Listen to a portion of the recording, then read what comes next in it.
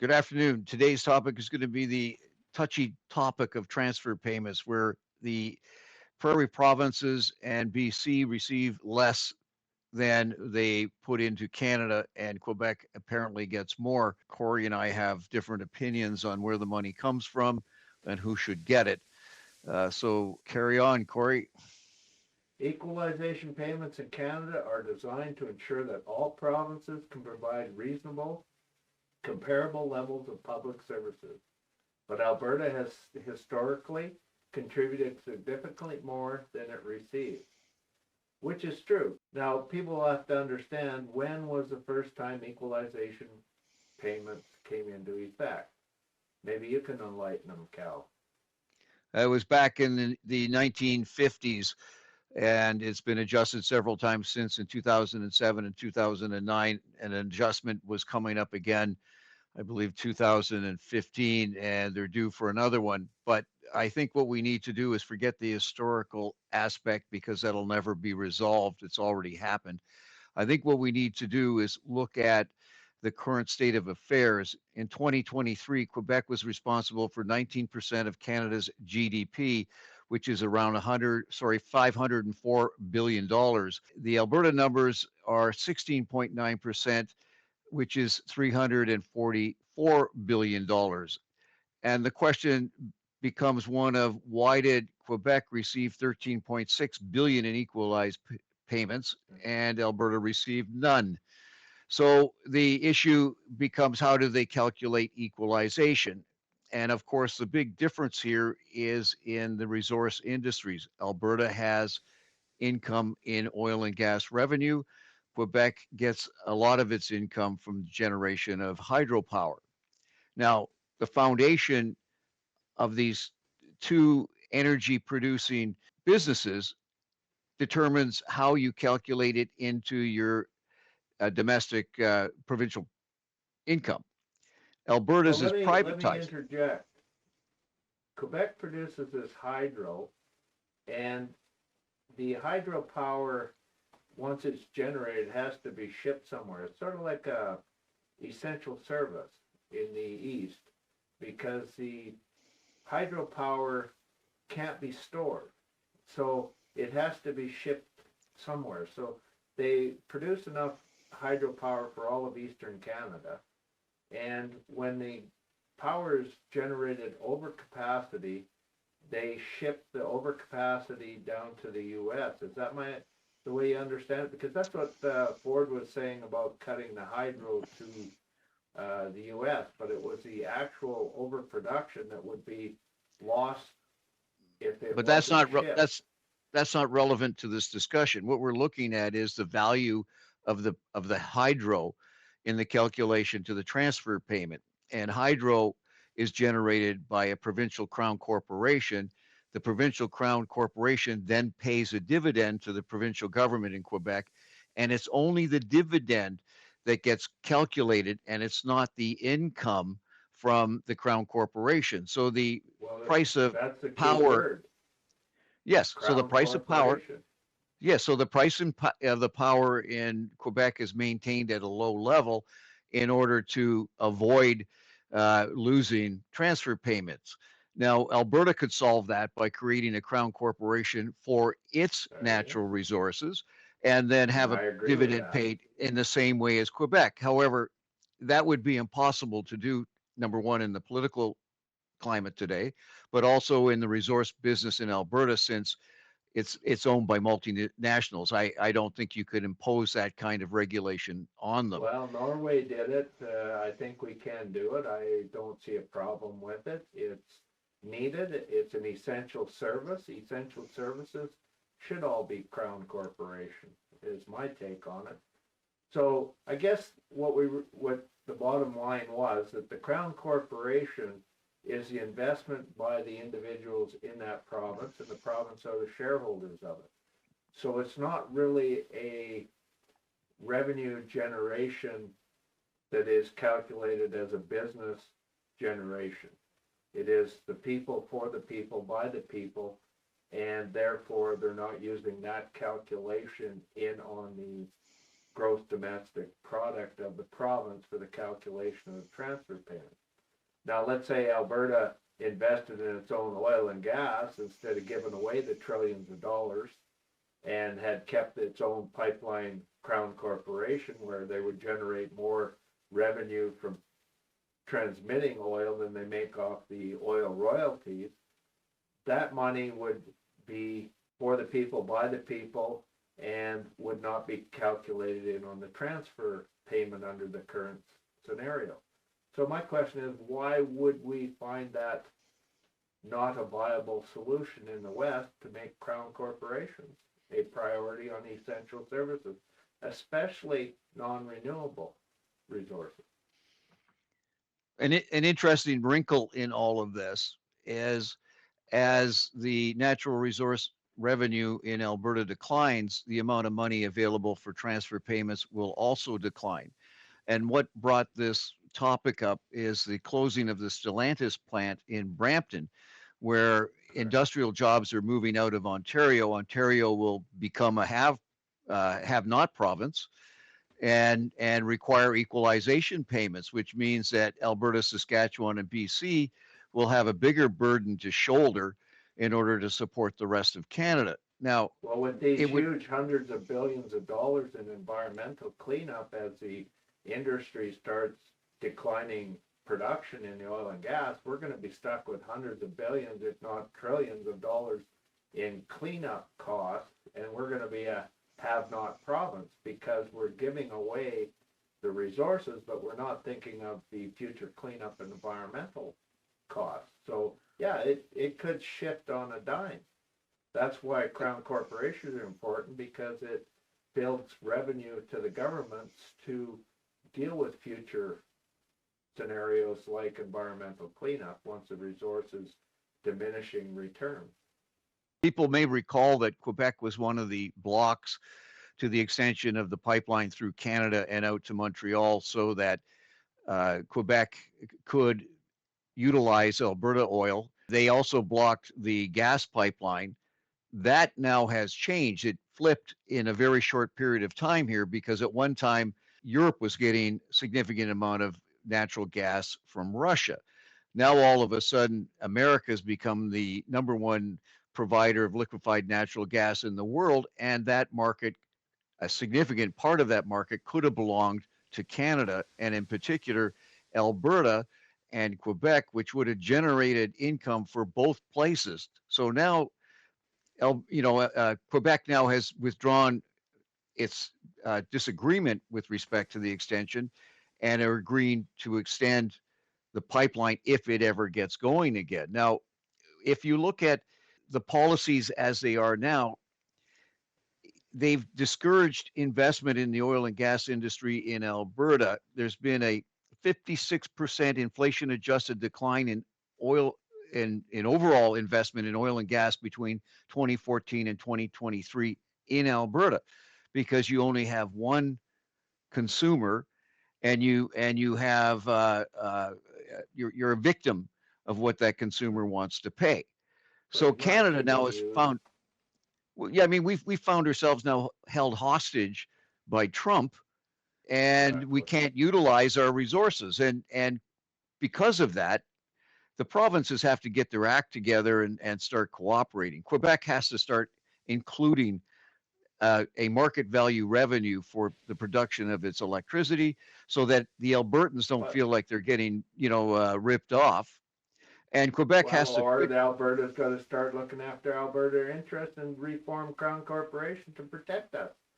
Giving away our resources is not protecting Albertans. And the Quebec, just because Quebec is more interested in making sure that their citizens and voters have more services. I mean, they invest their revenue very wisely that's generated from this, so that the citizens get cheaper daycare, they get better services and what have you, and that's why they keep getting reelected out there. Here we keep getting reelected, the same conservatives get elected because they hand billions and billions of dollars to oil and gas, and most of that ends up leaving the country. So if you look at the perspective, and the transfer payment setup was readjusted last by Harper. And Trudeau said, well, I'll keep it. And the reason Trudeau had to keep the formula was very simple. It was a landmine of politics. Harper needed a way of shoring up Quebec votes to keep his government in power. So he set up a calculation system so that Quebec would get more, and it would appease the voters in Quebec, saying that the Conservatives were helping them out. And the landmine was a very simple one. No federal government after Harper put that in would ever remove that transfer payment, because they're going to have to take away money from Quebec. And the minute you take away money from Quebec, that government, whether Liberal, NDP, or Conservative, will never hold power federally again, because there are sway votes and enough of them in Quebec to determine that you will never form government. You might form a minority government, but you'll never form a solid majority government the minute you try to claw back the landmine that Harper, Kenney, Polvier all implemented in on this as a landmine in politics. And they knew back then there was a divisive, because we already had the West against East division and such. And now Smith is really relying on that, and that is a key component of the West separation movement. And Harper was the tool that put in that implementation with this landmine. And that's all it is, folks. It's a political landmine. Whoever removes it will lose government. And that's a shame, because it's not helping Canada, and it is helping the Western separatist movement by having this landmine and a focal point, which should not really be of concern, because Alberta is squandering more resources to foreign interests and giving away our oil below fair market value. And that is tenfold the money that is being given in transfer payments from Alberta to Quebec, no matter how you scale it up, look at it, or whatever. And the only way to regain our position is to form crown corporations in the oil industry and get our money back to help you, the citizens of Alberta, the citizens of Canada. And we do this by crown corporation, just like Norway. We should have free education. We should have access to the latest state-of-the-art health care. We should have none of this divisive politics in Canada, and it all boils down to being smarter with our resources and quit the divisive politics and planting landmines in politics that are going to be tough to deal with. That's my rant. Anyways, so what has to happen, like it or not, the pie has to get bigger. Now, how you split the pie is one thing, but the trouble is the pie is shrinking, and it's shrinking because of U.S. tariffs, and it's shrinking because of the provinces and the various interest groups in Canada that oppose any kind of development that would assist in the economic opportunities of all of us. So what you need to do is you have to look at Quebec, and Quebec now doing the flip on liquefied natural gas is a first step. They have to look at that, and they have to say, okay, yes, let's get the resources out so that we can get world price for them. And unfortunately, BC has to look at it the same way, because the people in BC are going to find themselves a have-not province fairly quickly too, and the pie will be shrinking. So, like it or not, these environmental issues need to be handled. The economic issues of whether or not a pipeline crosses traditional, untraditional, somebody's municipality, those are the realities of modern day life.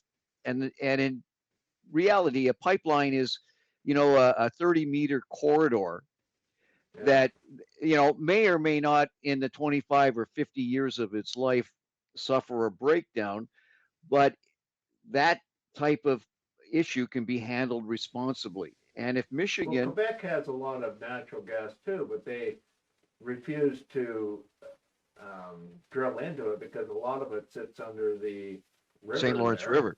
Yeah. Yeah, so they allowed environmental pressure to say, no, we can't drill into it. But the fact is that, there are a lot of safety measures in place that you probably could and should be developing your natural gas to bring more revenue to the province of Quebec.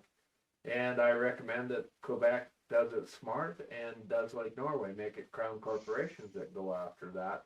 And Quebec seems to be more interested in ensuring their citizens are the benefactors of natural resources like hydro, and I think they should set up the natural gas crown corporation. But they should be developing these liquefied natural gas terminals, and they should be setting up pipelines from Alberta, Saskatchewan, even BC ships their natural gas into Alberta, and then it goes from Alberta back to the refineries, is my understanding.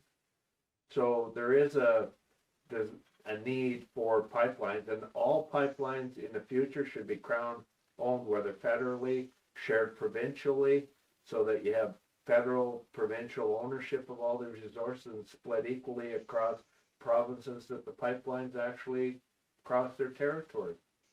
That's how you do it, folks. And that's the Norway model of doing business in a non-renewable resource. And we, the taxpayers, would pay less in taxes, folks. There's more revenue coming in. We pay less in taxes. And crown corporations also pay higher wages than exploitive capitalists will. Exploitive capitalists will lower your wage for the same job, and they'll say, oh, well, we're making more profits than a crown corporation could. Yeah, you're making more profits, but you're also not giving better paying jobs to the citizens that are the shareholders of the corporation. So crown corporations are and should be on the table for this move forward strategy for Canada that Trump has initiated. But in any event, the transfer payments are just a symptom of economic activity. And, it's a good thought that everybody in Canada should have the same standard of living. However, one of the issues that other people look at is, for example, if you live in Toronto, you put up with 2-hour commutes every day. You live, in my opinion, a shithole. But it's and if you live up in the bush in northern Ontario or northern Quebec, and you can enjoy the peace and quiet and the nature, you live in a Shangri-La. So some people look at this and go, why should I be supporting their lifestyle when they're enjoying it and I'm not? But there are equalization programs that are not the equalization program. There's an equalization program for healthcare. There's an equalization payment for social programs. These all come from Ottawa. So there's 3 equalization payment systems. One is for healthcare, which everybody understands. One is for social programs that everybody understands. And then on top of that is this equalization program, which was set up to make sure that it was fair across Canada. So we have to understand that the focus point is, like you said, this one equalization program, but there are actually 3 equalization programs. Nobody bitches about the health care. Nobody bitches about the social program. They do on the equalization program that is named that, and it is probably something that Quebec is the benefactor of. But if you have crown corporations, that is not classed as business income, and that's how they're outside of that. So to be fair, let's start looking at crown corporations for all provinces that have essential services, and that would eliminate the problem, I think, a lot better than stopping equalization payments in their tracks. And that would you'd have to take away the whole program to reset the whole program, and it would never be reset. And I don't think we should be looking in that direction. So I'm not sure what the solution is, but I do see that Quebec has a larger population than Alberta and pays more into the system, federal taxes, and they do get more out than Alberta, but Alberta is a have province, and we give away hundreds of billions of dollars to foreigners for nothing in return. By way of an example, I was watching a CBC news report this morning on the TV, and they were talking about potential lithium mining in Nova Scotia. And the gentleman that they were interviewing had a stake claim for the last 40 years, and the province wouldn't let him mine it. Right. And the reason, of course, is because it'll destroy the forest, and open pit mines are ugly, and they leave a scar on the landscape. But his point was, and the premier's point was, that you cannot continue to delay projects that will result in income for your people. Like at some point, you have to say we all have to eat, but we have to be smart about it. And the thing is, as long as they're not developing these projects, there's an equalization payment. If they develop them, it may lessen their equalization payment. So they have a negative incentive for development, which I guess is great if you live there, because you can live supposedly as well as anybody else in Canada and not have the aggravations that everybody else puts up with. Yeah, well, it's a complex problem. An open mine is going to have one issue: pollution and environmental cleanup. And if a capitalist is running this, inevitably they're going in to rape and pillage the asset, and they'll divest of their capital gains as fast as they can. And guess what? More often than not, the pollution and the cleanup is left for the taxpayers. And if we have this environmental movement going on where everybody's so concerned about the environment, the solution is very simple, folks. Crown corporations, so that we benefit from the profits, so that we can pay for the cleanup later. And that's the only way it works. And this mentality that capitalists know best, bullshit. Capitalists know how to line their pocket over you and make you feel like you're obligated to work for peanuts for them to get wealthy and take the profits and run. And like in Alberta, we're stuck with hundreds of billions in dollars in cleanup of abandoned wells. That a lot of those wells, we, the taxpayers, paid the drilling costs on a drilling incentive program.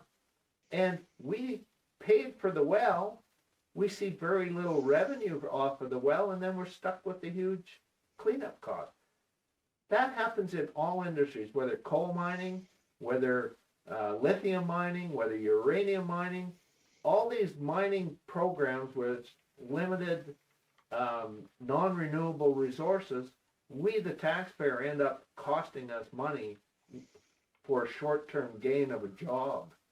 Well, that's unacceptable, folks. We have to start looking at countries that really have free education, free health care, a state-of-the-art health care, free social programs. They don't have the messed up social environments we have across this country, and that's Norway.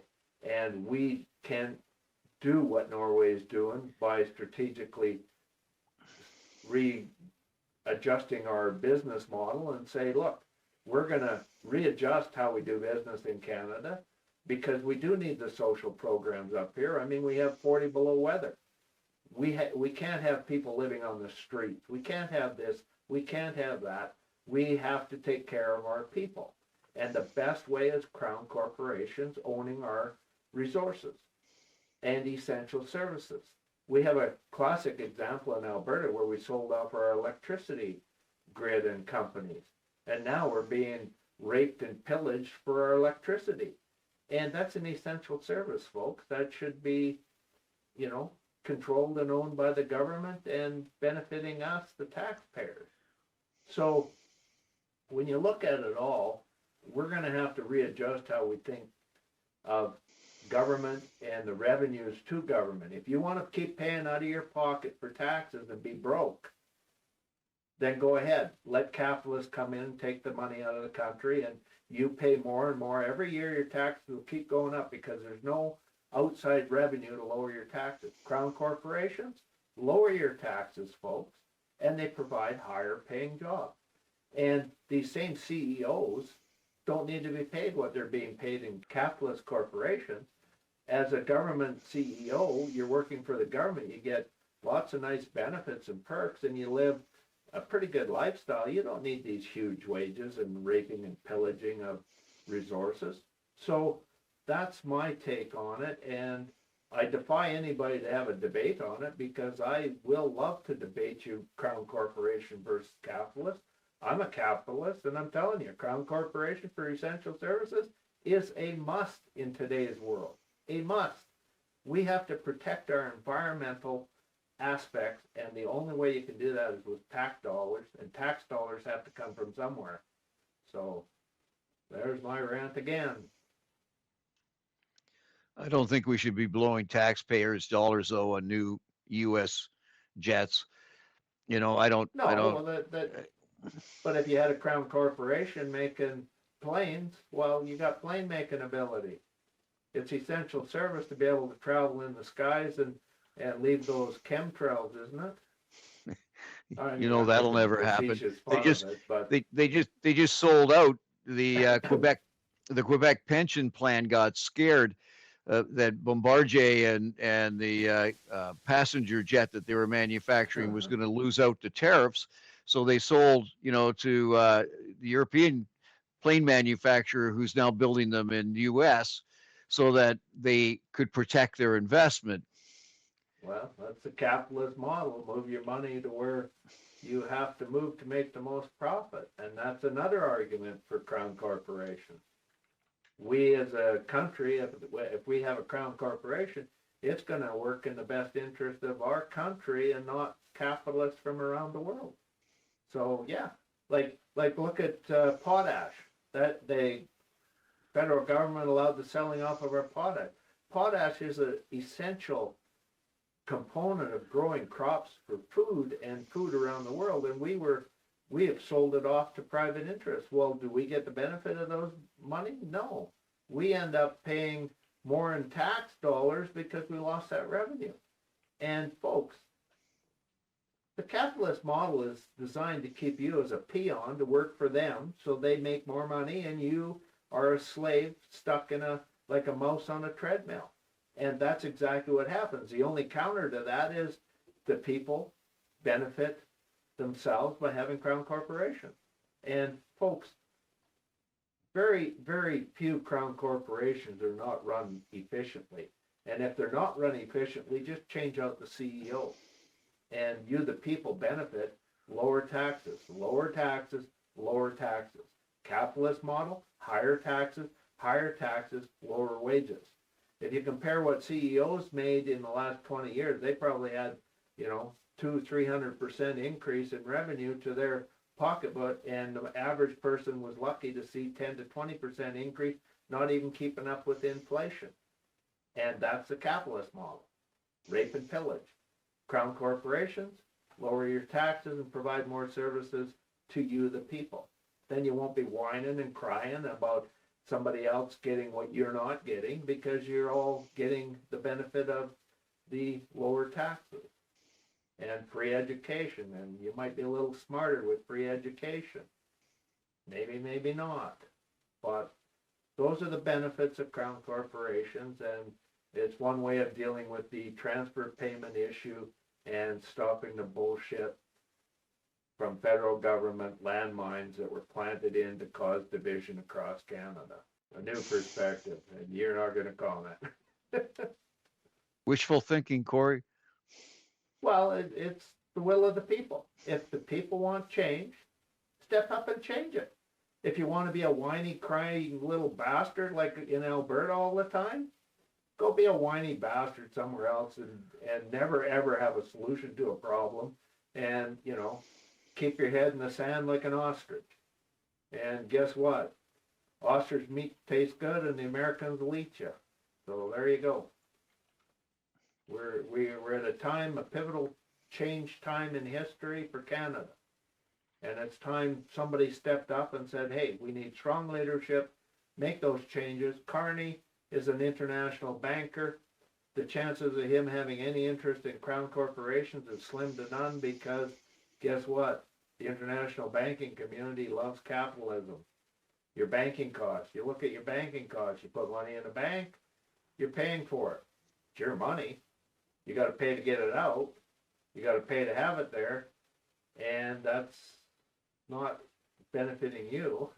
It's a capitalist endeavor. So we need to change how we think about governments. We have to change how we think about, our contributions to the community from our tax dollars and what benefits the community. And one of the most beneficial, and it's proven, is because of Norway, is your essential services and non-renewable resources have to be crown owned and controlled. And guess what? The oil companies in Norway make billions annually. So their argument that they're not going to make money is bullshit, folks. Bullshit. If we model like Norway, they still make lots and lots of money. They just don't make as much as they could have. And that's all. Anything else on this subject of transfer payments, the have and the have more? Well, you I'd mentioned love that. to have more. Well, you mentioned that the politicians don't have the stones in order to change the rules of the transfer payments, Yeah. because they understand that they would lose votes in Quebec, and without the votes in Quebec, they cannot form a government in Canada. At least that was the Yeah, old true. that was the old standby. However, now that Quebec has more than two parties, that kind of political intermingling has changed, so that it's quite possible that you can become prime minister of Canada without having one in Quebec. And the Quebecers, of course, are always complaining that they don't have any power and they don't have any say in Canada. But if you look at the amount of time that the prime minister of Canada has come from Quebec in the last 50 years, and the amount of time that they actually were prime minister, it's overwhelmingly in Quebec's favor. So the politicians, you're right, will not have the stones to change the structure of the transfer payments. And most recently, and I hate to flip this, they don't even have the stones to condemn Israel for ethnic cleansing. There's not one politician in Canada. Well, there was a couple, and they got thrown out of their parties.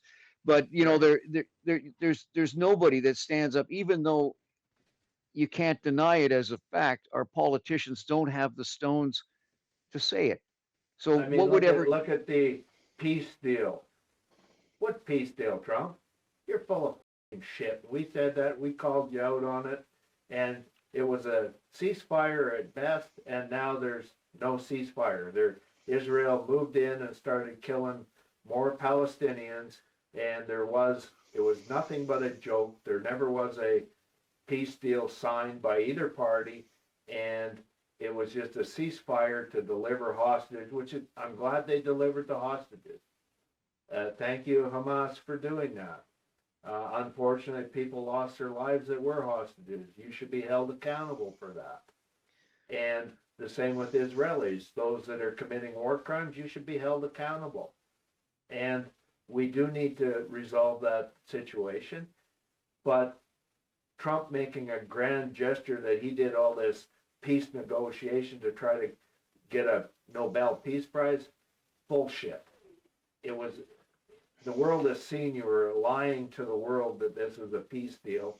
It was a ceasefire to exchange hostages, and that's all. And now you're doing your land development deal there, and politicians around the world, get some goddamn balls and put these war criminals where they belong, in international jails, or quit dealing with these countries, because you're only enabling them, and we're going to have a shit fest for probably a world conflict and readjusting. We may have a third world war, and it's all because the UN has no balls. Get some balls get people in there with balls, and stop allowing criminal acts around the world.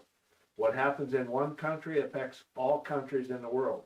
It is not the 1930s anymore.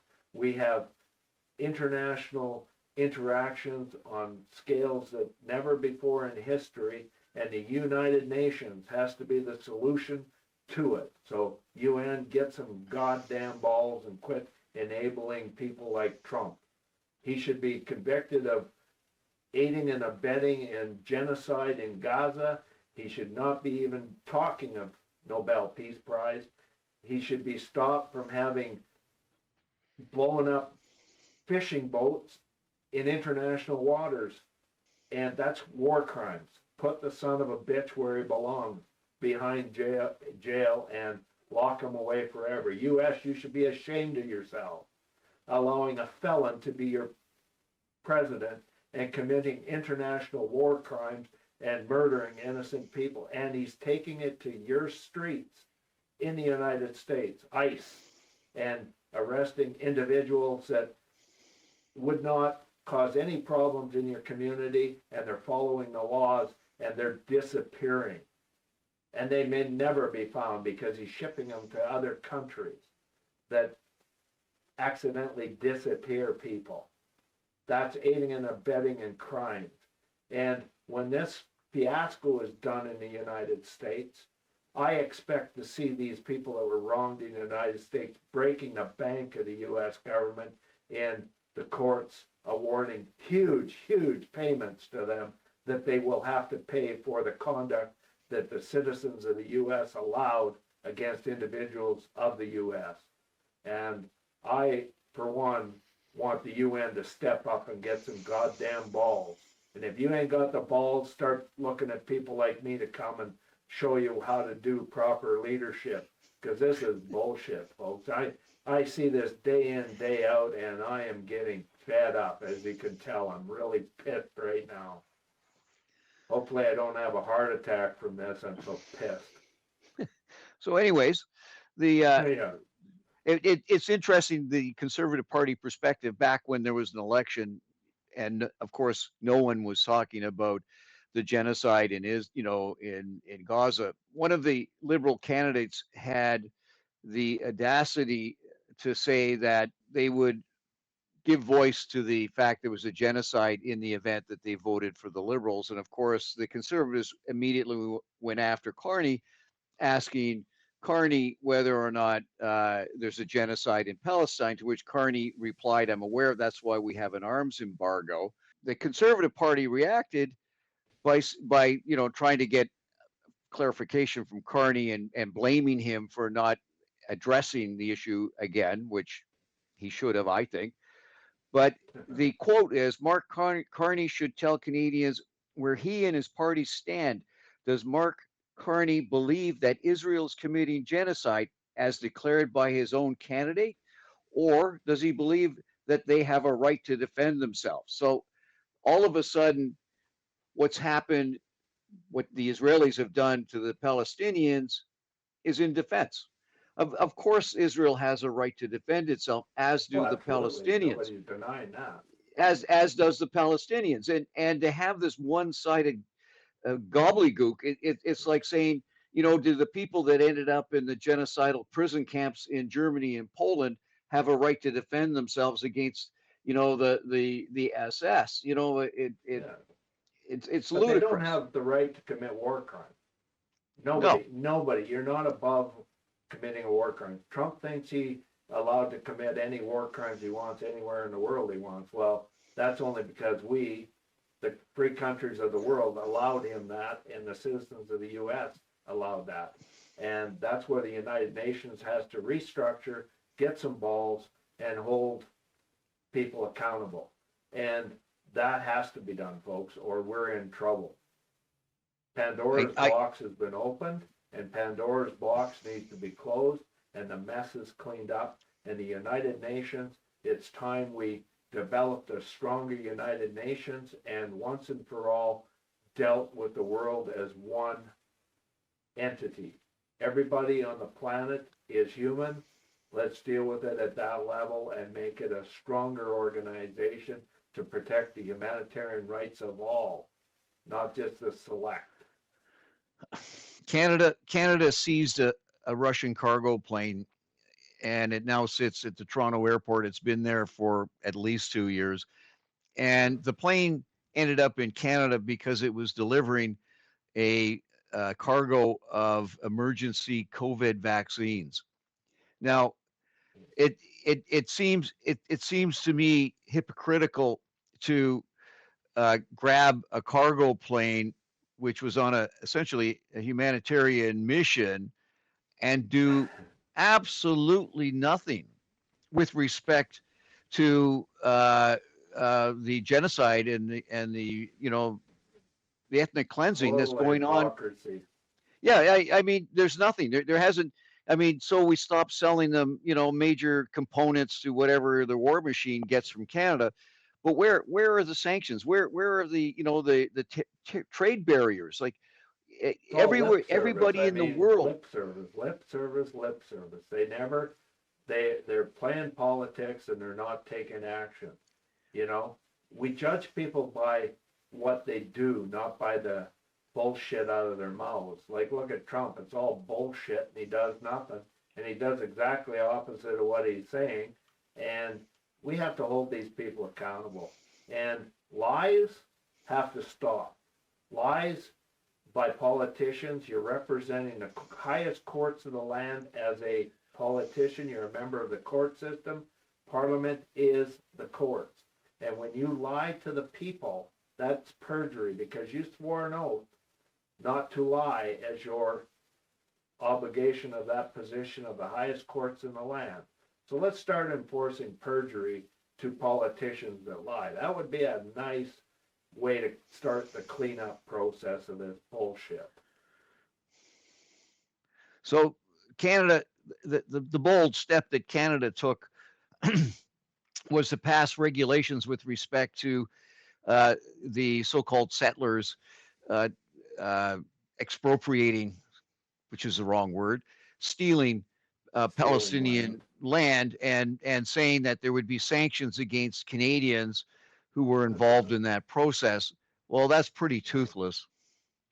Like, Well, hey, Trump in his speech in Egypt there said, hey, there's going to be 4 large investors going in to rebuild Gaza. And then later in his speech, he says, and they're going to have to pay back lots and lots of money. Well, guess what? He's planning on charging the Palestinians for his land acquisition and development, and saying you're going to have to pay him back tenfold what he throws at his private club investments, which means rape and pillage by a capitalist in a rebuilding program by the wealthy. So one has to be very careful of what the UN allows for development by the capitalists in Gaza. So we do need to make sure that Palestinians are protected on an international scale from the rape and pillage of the likes of Trump and his family. They should never be allowed to do any land development in Gaza after stating they're going to bomb, destroy, and level everything, and provided the bombs to level the land so they could have an easier cleanup for their development. I want to know why in this legislation, in the press release, the people, the Israelis that are attacking the Palestinians, killing their farm animals, bulldozing their agriculture, destroying their houses, and building upon their property, are called extremist settlers. Why aren't they called terrorists? And the fact that they're back, there's no and other the fact definition. and the fact that they're backed up by the Israeli army, and they're fighting against unarmed people that end up being locked up without trial. And all we're going to do, terror. and know what we're going to do, Canada is not going to let them into Canada as immigrants. And they've named 7 individuals and 5 entities. Now that is a really strong. Canada's also been dragging their ass on legitimate people from Gaza coming to Canada with relatives and that here. You see it in the news all the time. Why? Why are you dragging your ass? get it done. It's pretty easy. Sign the documents, done. These people can escape the trauma, and there's no excuse for allowing them to be traumatized when they have relatives here in Canada willing to help them out in their time of need. And you, the federal government, should be appalled and shamed for such conduct. And you know, folks, I'm not an angry person. I get angry because of people not stepping up and acting responsible and taking care of business and allowing lip service to be the rule of law, when we need to be very decisive, we need to be pissed off, and we need to make sure we're doing positive actions to stop all this stuff we see going on. And I don't feel that we should be passive. I don't feel that we should be taking it anymore. And I'm tired of taking it. And that's why I'm a little angry. I'm not an angry person, folks, but these things boil my blood, that so much passive actions that are getting nothing done. You need to actually step up and have leadership, and leadership means making the hard call, making the hard actions, and doing what's right for everybody. That's what a true politician is about. And we lack true politicians anymore, because you will throw a true politician under the bus because he's going to actually do something. And that's on you, voters. There's lots of people who would love to step up and do something, but they got to kiss your butts. And that means kissing your butts means they're not going to be able to do anything because they're afraid of the repercussions that you're not going to vote them into that position again. No, it's time we started taking meaningful action, folks. You gotta get a kick out of this crap though that came out of the government. They say that the sanctions related to extremist settler violence represent a significant step in Canada's response to this ongoing violence. By imposing these measures, Canada seeks to impose consequences on individuals responsible for these harmless attacks and to deter future attacks against civilians and their property. These measures will impose a prohibition on dealings related to the listed individuals. Now, remember, there's 7 of them, and will render them inadmissible to Canada under the Immigration and Refugee Protection Act. The new measures are also targeted for individuals for their role in extremist settler violence. So we got 11 people that Canada has pointed out aren't going to be allowed into Canada as citizens. Anyway. That's right, as if they give a shit. Canada says that a significant step. Like that's embarrassing. You know what? Like federally, get some goddamn balls. Any country that deals with these 11 individuals is also blacklisted. I mean, come on. You have to show some true leadership, and don't be afraid of people like Trump. You know, if we're going to end up being conquered by Trump and his war machine, so be it. But let them know that we have a wall, and you're not coming across that wall without a fight. And we're cowards. We're not fighting to protect these abused people around the world. We're cowering to terrorist regimes that are in pseudo democracies. No, international law. Take some steps, meaningful steps, protect people. I don't care if you're in Timbuktu. We, as a civilized nation, protect the weak. And the weak need protecting right now, all around the world. And especially from that felon from the South. And we need to show true leadership in dealing with these type of people. Turning a blind eye has just made them more powerful. Now we got to stop, folks. I think I need to go have a Valium and calm down. I'm pretty much, my blood's boiling over now. I wore a red shirt just to hide the blood that's coming out of my heart. So, well, on that note, we'll talk to you later. Yeah, okay. Make sure you subscribe, share, like, make us go viral. Tell us we're morons. Whatever you want to do, we'll engage you. Tell us your ideas how to correct the world problems. You know, why are we turning blind eyes? Tell us a topic or two you'd like us to cover. Get You know which really get gets a under my goat. get a podcast and rant. Yeah, you get rants from me. I'm gotta pick more mellow topics where I enjoy the topics. Like, let's talk about environmental cleanup as the next one. What can we do to make the world a better place for environmental and wildlife management? That'll make me a happy camper. I like talking that stuff. On that note, catch you later. Good day. Take care. Subscribe to the channel, give us a like, and please share the video. And don't be afraid to share this commercial with your friends too.